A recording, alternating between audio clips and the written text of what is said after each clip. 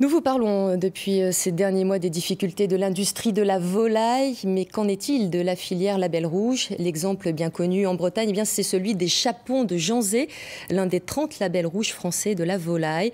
Vous allez voir que cette filière se maintient, mais non sans mal. Marc-André Mouchère et Larbi Benchia ont rencontré des professionnels à quelques jours de la 21e fête du chapon, ce week-end, à Janzé. Alors, sur notre droite, nous avons un poulet standard d'1,2 kg que l'on trouve en supermarché à petit prix.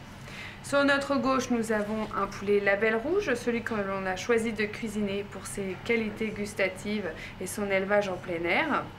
Et nous avons aussi le chapon avec ses 3,5 kg que nous utilisons au moment des fêtes de Noël, une fois dans l'année. Avec son poids, le chapon est hors norme dans le monde des volailles. Il faut 6 mois pour l'élever.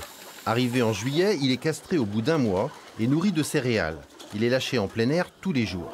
Mais fin novembre, il est enfermé jusqu'à Noël et on lui offre du lait à boire à volonté. Pour la promotion de cette viande moelleuse, les fermiers de Janzé organisent chaque année une fête du chapon.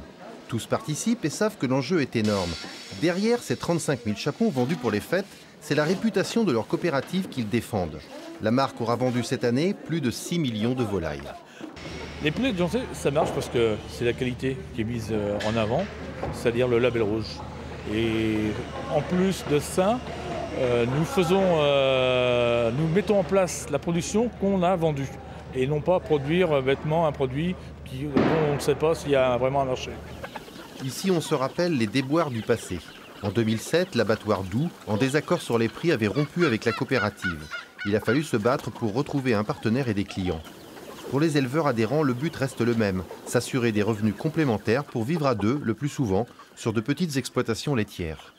Donc je sais que c'est une production qui s'adapte bien avec la production laitière, car on n'a pas des horaires fixes comme la traite des vaches, quoi. On peut venir, si on veut venir avant la traite ou après la traite, on peut venir, quoi. C'est pas... Puis le revenu, il y a des hauts et des bas, quoi. Comme vous disiez tout à l'heure, quand on a connu avec Doux, on a eu des périodes plus difficiles, quoi. Pour la 2e année consécutive, la coopérative construit 10 nouveaux poulaillers et installe de jeunes éleveurs. Sans sacrifier la qualité des produits, elle renoue ainsi avec une croissance modérée mais prudente.